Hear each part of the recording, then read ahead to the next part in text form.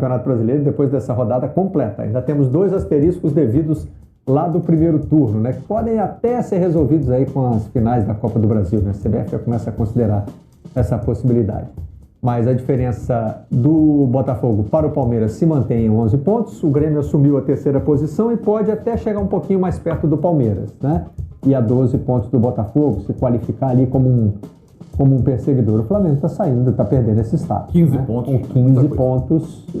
A rodada meio que serviu para mostrar que, sob o ponto de vista, uma visão realista da coisa, é o Botafogo com enorme chance de título e o único concorrente perseguidor realista parece ser o Palmeiras. O Grêmio talvez tenha alguma esperança, até porque não está em outra competição? O Grêmio jogou bem ontem, a gente vai falar mais adiante sobre isso. Mas ele tem um jogo mesmo, ele precisa ganhar o seu jogo. Da matemática com o desempenho. Acho né? que É isso.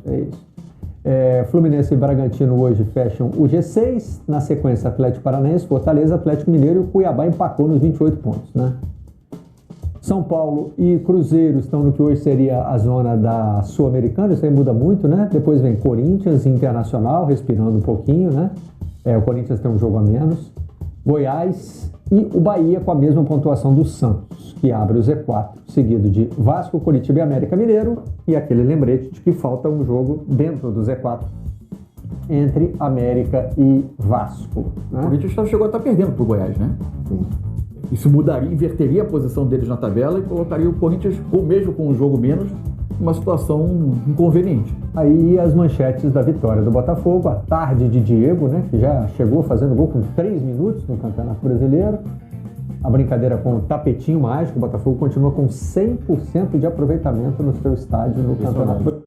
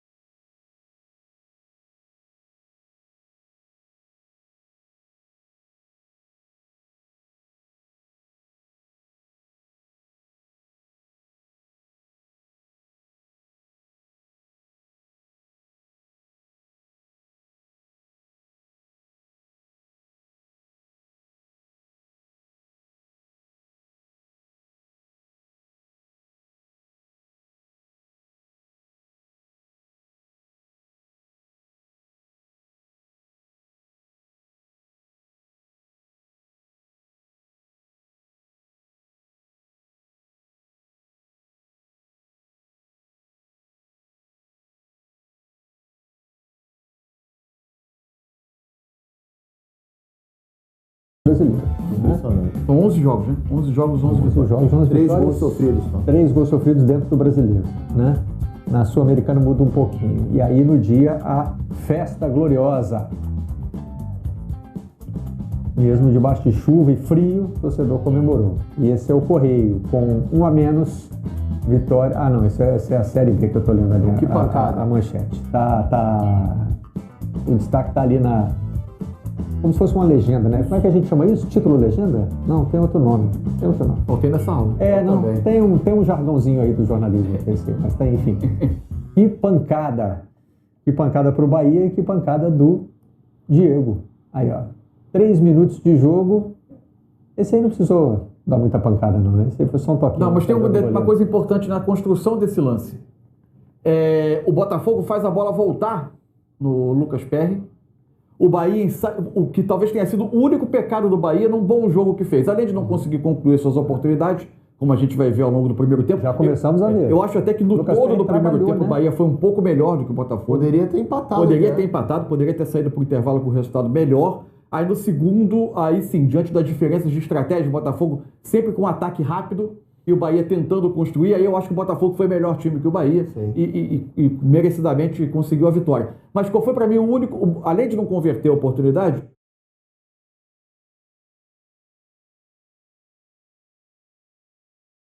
o pecado do Bahia no primeiro tempo. Ele sair para pressionar e o Botafogo, com a presença do Diego Costa, recupera uma possibilidade, mais uma das tantas que ele tem, da bola direta para um atacante que disputa essa bola. Aliás, esse aí é um ponto, Manso, que é legal da gente abordar mais, ampliar, porque isso para mim é a prova do quanto é gostoso, é legal a gente aprofundar no futebol, porque a gente tem falado aqui, nós, outros colegas, né, que o quanto esse time do Botafogo ele troca poucos passes até chegar ao gol adversário, até finalizar, né, até ele é direto, ele é vertical. É direto. Né? Só que quando o Tiquinho Soares joga, ele é vertical de um jeito diferente. Ele troca mais bola de pé em pé até chegar ao campo de ataque, mesmo que faça menos isso do que outras equipes. Com o Diego Costa ontem, ficou mais do que provado que esse time também vai ser direto com bola longa. Bola longa. Né? Como você muito bem estava explicando, pode seguir, mas é só um... Não, é isso. E aí o Bahia... Não é esse lance aí, ó, que mostra isso? Esse é o lance do Hugo, espetacular. Aliás, o Hugo faz uma grande jogada, é um escanteio pro Bahia, né? O Hugo fica com a sobra da bola e liga o Luiz Henrique, que tinha entrado tinha pouco tempo. O que o Bahia, para mim, fez de errado no início do jogo? Ele foi atraído pela bola, só que o Diego Costa empurrou a linha de defesa do Bahia para trás. Na hora que a bola veio longa, o Eduardo recebe num enorme espaço. E aí consegue construir o primeiro gol do Botafogo. É inteligente o quanto que ele não vai disputar na última linha. Se você olha o lance em detalhe, ele, quando a bola tá viajando, ele dá uma olhada assim de pescoço e ele percebe esse espaço entre a linha de defesa e a linha de meio do Bahia. O Vitor Hugo rebate mal a bola também, né? Ele não rebate bem a bola, deveria rebater diagonal ou então raspar pro goleiro, ele rebate em cima do Eduardo dá pro Vitor Sá, o Vitor Sá aciona o Diego Costa. Esse problema do Bahia, do espaçamento de linhas, da até dificuldade de se defender em contra-ataques adversários pelo centro do campo, é algo corriqueiro no time do Bahia. O time está melhorando, o time evoluiu, ganhou mais corpo com a entrada do Gilberto, do Camilo Cândido. Acho que o Renato Paiva achou uma formação. O Biel ainda vai entrar nesse time, mas está bem próximo daquilo que é a equipe ideal do Bahia e creio que vai ser um segundo turno mais competitivo. Com o problema do centroavante, né? Que é uma dificuldade. Realmente, e isso ficou nítido no jogo de ontem, porque o time produzia e não conseguia fazer o gol. Agora, para mim, tem que melhorar defensivamente. Esse time, isso aí é uma coisa urgente. O Bahia não vai ser competitivo no segundo turno se só jogar com a bola no pé, se só atacar.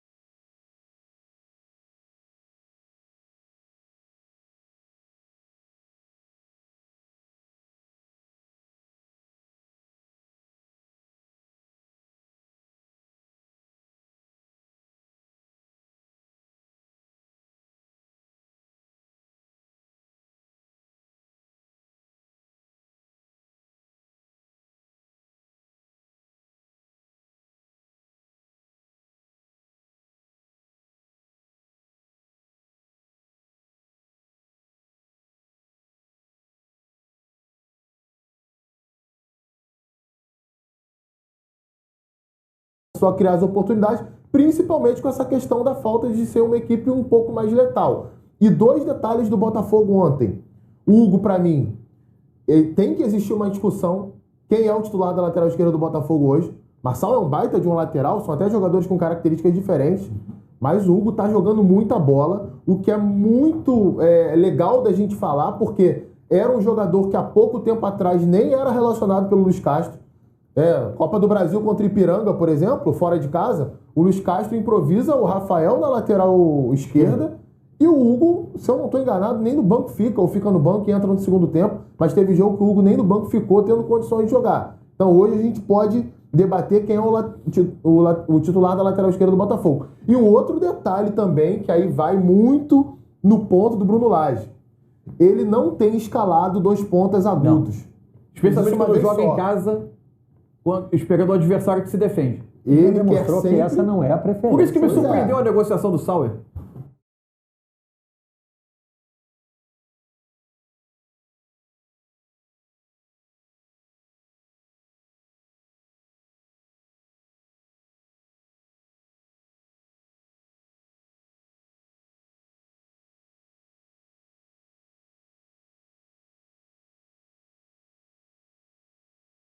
Porque ele tinha assumido essa posição. Pois é. Mas acho que o Sauer tinha uma questão de renovação de contrato que o Botafogo não estava muito disposto a aumentar a medida salarial. Né? Então, e na SAF do Botafogo, o negócio está em primeiro lugar, né? Com certeza. Isso aí a gente já percebeu. É empresa mesmo. E hoje a opção que existe para isso é o Segovinha. Segovinha, né? E o Tietê. Porque aí que eu vou entrar. Só que o Tietê é um pouco diferente, né? O Tietê tende a fazer... Ele vai fazer o movimento da direita para dentro. Mas ele tem muita característica também de jogar pelo lado. E ele tem dificuldade de receber de costas também. O jogador está mais acostumado a partir de trás. Né? Mas aí é que tá. Por que eu tô puxando essa discussão? Quem jogou muito bem ontem no meio-campo do Botafogo mais uma vez? Gabriel Pires. Quando você tem Gabriel Pires e Marlon Freitas como volante, cara, você potencializa muito esse jogo físico do Botafogo. Não que o Tietê não potencialize, mas ele é um jogador mais leve, né? Até num aspecto... Quando o Botafogo tem que se proteger um pouquinho mais, você ter um jogador mais leve um pouco à frente te facilita a subir marcação, a você flutuar essa linha de um lado para o outro, né? Dar esse combate no lateral quando o adversário virar o jogo com mais facilidade até do que se for o Segovinha, que ele vai demorar um pouco mais a ter essa postura de marcação. Então, assim, não que seja a função ideal para o Tietê. A função ideal dele é jogar como segundo homem de meio campo. Mas dentro do que o Bruno Lage pensa, de não ter um ponta agudo, de ter um ponta pela direita ou pela esquerda que vai circular para dentro e vai ser mais um meio-campista. Exatamente. E alocar na equipe o Gabriel Pires, que jogou mais uma grande partida ontem com a camisa do Botafogo, talvez a gente enxergue no futuro próximo ele fazendo esse movimento. Do Tietê sendo esse falso ponta pelo lado direito. Agora, uma coisa que o Botafogo voltou a fazer... Ontem teve dificuldade no primeiro tempo, quando o Bahia se estabeleceu um pouco mais com a bola, né? O Bahia juntava muita gente por dentro, né? O Gilberto é um lateral que vem jogar quase como um meia. Você já tinha o Tassiano, você tinha o Rezende um pouco mais por trás, o Cauli, um dos pontas por vezes vindo... Sim. Rafael Ratão. Mais o Ratão do que o Ademir. O Botafogo teve alguma dificuldade. No segundo tempo, o Botafogo volta a conseguir ser eficiente na pressão ofensiva, né? Que, para mim, é um traço... Não é que o time do Luiz Castro não fizesse. Mas, para mim, com o Bruno Lage, o Botafogo aumentou a aposta nesse recurso. Faz isso por mais tempo dentro dos jogos. Verdade. E faz o segundo gol assim. Sim. Né? Evidente que tem o erro do Marcos Felipe na hora da reposição do chute, mas é porque também ele está... Claro. Esse erro está forçado. Quem intercepta o passe é um volante. É o Gabriel Pires, que inclusive faz e vai ao fundo fazer o cruzamento. Uma brilhante jogada dele. Ele fez mesmo uma grande partida. E o Botafogo voltou a ter essa pressão estruturada, bem coordenada, que é algo que o time evoluiu nas últimas semanas. Alguns recados que eu fui recebendo aqui, enquanto a gente debatia, o nosso amigo PVC me ajuda a lembrar que o nome do que eu queria destacar ali na capa do Correio é Texto Legenda. Isso aí. Texto Legenda, esse é o nosso jargão jornalístico. Valeu, PVC. Nosso companheiro Rodrigo Araújo, o Rodrigão, diz que o Flamengo pode encurtar a diferença do Botafogo para 12 pontos, porque é o próximo jogo. Confronto. Mas no tapetinho, né? Tem que acreditar muito. E você imaginar o Flamengo de hoje ganhando do Botafogo de hoje no tapetinho... Aliás, o tipo de jogo que o Botafogo faz dentro do Newton Santos é um pavor pro Flamengo. O Flamengo tem muita dificuldade contra esse tipo de Pega jogo. o que foi a construção dos dois elencos pro início do ano, e em janeiro, ou ao final do campeonato estadual, diga, olha só, no segundo turno, quando se encontrarem, que dia vai ser o jogo? Hoje é dia 28? Sábado que vem. Dia 2, né? 2 de setembro? Aí. No dia 2 de setembro, esses times vão se encontrar e o Botafogo vai ser claro favorito no jogo. Ia ser difícil convencer alguém de que era a realidade. Tinha essa promessa no Vasco, né? Era o último, mas no estadual teria sido o último confronto em desvantagem. E essa promessa ainda não foi cumprida. Tem um detalhezinho do Botafogo aí que acho que a gente pode frisar também, que é o quanto a capacidade, a gente já falou outras vezes aqui, mas é bom sempre dar o mérito, né, fazer esse elogio, a capacidade que esse time tem de superar as adversidades que vão surgindo ao longo do caminho. A gente pega no início do campeonato, a primeira adversidade era a desconfiança, né? Todo mundo se perguntava qual era o momento que o Botafogo ia deixar a primeira colocação do campeonato. E o torcedor tá curtindo essa história, né? Pois como é que era o negócio do elefante na árvore? Né? Ontem mesmo... E hoje é o torcedor do Botafogo que faz meme com o elefante na árvore. Ontem mesmo, na análise que eu subi no GE, tem 2 comentários nesse sentido. Eu tô esperando a hora que o elefante vai descer da árvore, então tô esperando a oscilação acontecer. A brincadeira é essa, o elefante subiu, agora não sabe mais como descer, como é que faz? Então, essa foi a primeira adversidade, né? A segunda adversidade, logicamente, é a saída do Luiz Castro, que gerou ali uma semana e meia de incerteza, de crise no Botafogo. A terceira era a transição do Cláudio Caçapa, que a gente sabe que ele se preparou para isso, mas era um total desconhecido nesse sentido aqui no futebol brasileiro, somado ao Lúcio Flávio também, que fizeram muito bem essa transição. O Botafogo não perdeu pontos com o Cláudio Caçapa mais o Lúcio Flávio no campeonato. A quarta é a chegada do Bruno Lage, né? Que vem se mostrando muito benéfica. O Mansur falou, eu também acho que o Botafogo vem evoluindo, vem crescendo, vem acrescentando novos pontos ao seu jogo. E a quinta é a ausência do Tiquinho Soares, que é o melhor jogador do campeonato, e ele sai do time, o time não sente, cara. É impressionante isso. Sabe? Então é um trabalho muito sólido realmente que o Botafogo vem fazendo e que nos dá... coisas, é curioso, algumas coisas que o torcedor do Botafogo via como preocupação, né?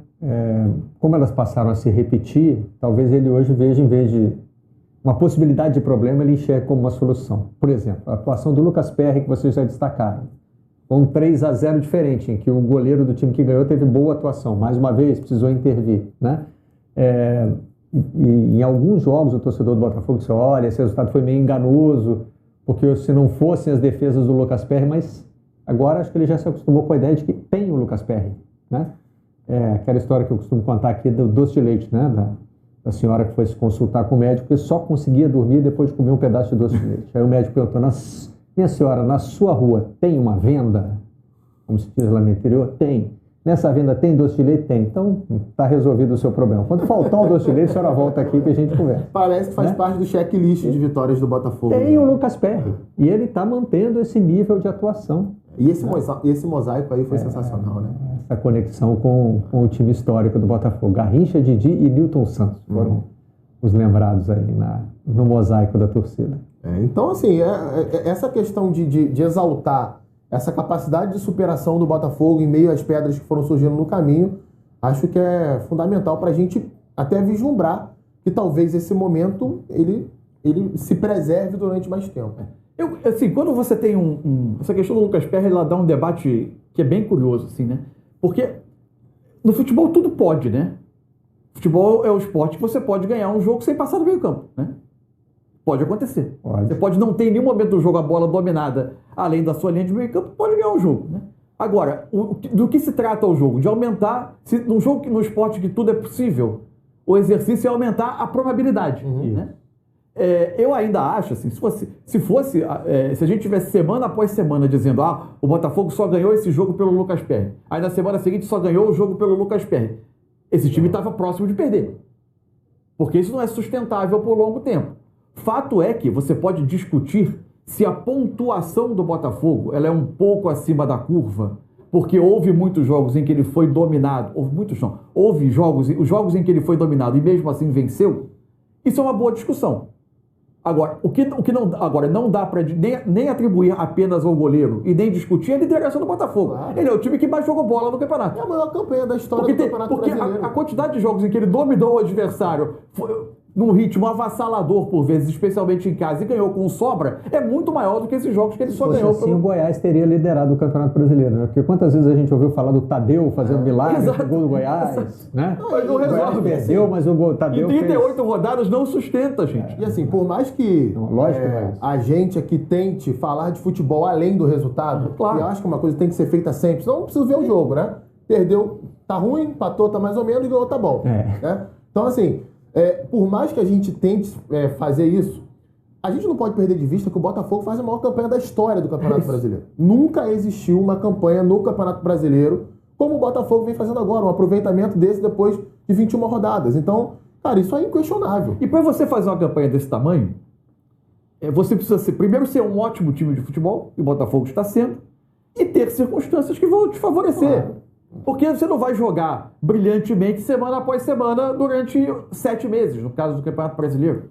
Mas tem uma o coisa Botafogo não dá nenhum sinal de arrefecimento.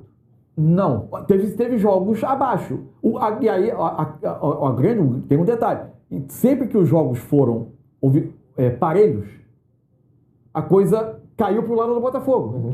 Jogos que podiam ir para qualquer outro lado. Até quando o Botafogo foi dominado. Até quando foi dominado. Se você volta O pão do Botafogo cai com a manteiga com o pra Grêmio, cima, né? o jogo com o Palmeiras, que ele se defendeu muito, Cruzeiro, Cuiabá.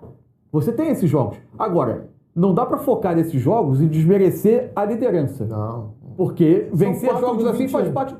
São 4 de 21. Exato. A quantidade... Porque aí você é obrigado a falar América Mineiro, Bahia, Corinthians, Atlético, Fluminense. Jogos que o adversário teve uma enorme dificuldade de jogar, gente. Vasco. E são tantos outros. Bom, vamos ouvir o Bruno Lage, técnico do Botafogo, sobre a vitória de ontem. Sobre este jogo é um pouco isto, é uma entrada muito boa da nossa parte, com um gol, e durante 20 minutos penso que controlámos sempre o jogo, dominámos o jogo e fomos tendo algumas oportunidades. E aparece um segundo gol que nos deixa ainda mais confortáveis no jogo e que leva-nos para uma segunda parte de enorme qualidade. Por isso, acaba por ser um resultado muito bom, justo, de uma grande exibição coletiva e individual de toda a gente. Quer daqueles que entraram, quer daqueles que entraram no 11 titular, ou daqueles que saíram do banco para ajudar. Bruno Lage, fala manso, né? Fala baixinho, tranquilo, ainda não perdeu essa tranquilidade. Teve um jogo da Sul-Americana que ele voltou para dar uma resposta um pouquinho mais direta, uma cobrança. O último jogo, né? Contra o Defensa e Justiça, foi ali o primeiro vocês da imprensa dele, né? Na passagem pelo Botafogo, a gente até estranhou aqui. Mas normalmente é esse cara da fala mansa, do controle mais, do jeito de comandar mais suave. E diferente do Luiz Castro e fazendo questão dessa diferença, né? Embora o Luiz Castro tenha passado por turbulências, né? Muitas.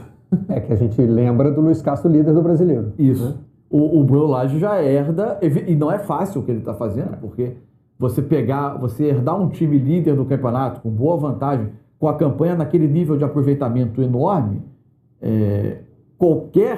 ser bom já era sinal de queda, né? Vamos falar a verdade aqui? Para a carreira dele europeia, ele não tinha nada a ganhar vindo para o Botafogo. A grande verdade é essa, né? Porque o que a gente percebe ano após ano, comparando o sucesso dos treinadores aqui no futebol brasileiro com a projeção que eles ganham fora do país, o Bruno Lage é um técnico conhecido na Europa, né? Passou por equipes importantes do futebol europeu recentemente, mas na visão do mercado europeu, talvez de primeira, segunda prateleira, ser campeão brasileiro com uma equipe que já estava a muitos pontos na frente do segundo colocado não significa muito. Não vai dar ele um reconhecimento diferente, né? Basta ver o que acontece com os treinadores estrangeiros que vieram para o Brasil e tiveram muito sucesso recentemente. O Jorge Jesus, ele faz um baita de um trabalho no Flamengo em 2019 e ele não tem proposta de grandes ligas europeias. Ele volta para o Benfica, que era um clube que ele já tinha passado. Ele já tinha trabalhado. Ele era muito conhecido. Né? O próprio Abel Ferreira, né, eu não sei se já chegou para ele alguma proposta de um grande clube europeu, creio que não. Porque acho que seria uma proposta, uma oferta que ele aceitaria, um desafio profissional. Com todo respeito ao Palmeiras, mas a gente sabe que futebol brasileiro sul-americano está numa hierarquia abaixo do futebol europeu. E um médio da Europa talvez já não valha mais a pena para ele, né? Pois, porque ele é muito bem Ficar no remunerado Palmeiras. aqui e tem uma carreira sólida aqui de sucesso no futebol brasileiro. Então, o Bruno Lage não tinha muito a ganhar assim, para a carreira dele, pensando em Europa vindo para cá, não. E foi, para mim, um ato de coragem, porque além de pegar o Botafogo numa situação muito confortável, ele ainda consegue melhorar o time, ainda consegue implementar uma marca dele, fazendo com que o Botafogo mantenha características que deixaram o Botafogo na liderança do Campeonato Brasileiro. Bom, vocês já citaram Abel Ferreira e o Palmeiras é o nosso próximo assunto. Luiz Teixeira vai se juntar a nós para falar da vitória sobre o Vasco. Justinha, né? Por 1-0, gol anulado do outro lado, mas vale talvez valha ali o título de perseguidor do Botafogo, né? Qual é aquele exercício que o Coutinho costuma fazer? Qual é a diferença do Botafogo para o Palmeiras? Do segundo para a zona de rebaixamento. Até onde vai, né? Vamos ver como é que está hoje. Luiz, bom dia. 11 pontos do Botafogo para o Palmeiras e 11 pontos do Palmeiras para o... São 29 pontos. né? São 12, né? São 12 para o São Paulo. Está ali entre Atlético Mineiro e Cuiabá e São Paulo, né? Ou seja, tá aí, ó, para você entre o 9º e o 10º visualizar. A diferença de 11 pontos vai lá no pé da página, né? do Palmeiras. Metade do campeonato. Mas está ali, né, Luiz? Está ali, sendo consistente e, como já destacaram aqui o Coutinho e o Mansur, querendo o jogo, porque entrou ontem contra o Vasco uma escalação muito próxima da que é a titular do Abel Ferreira, né? Exatamente, e às vezes sendo consistente sem ser tão brilhante como a torcida do Palmeiras está acostumada, né? Bom dia para você, Barreto.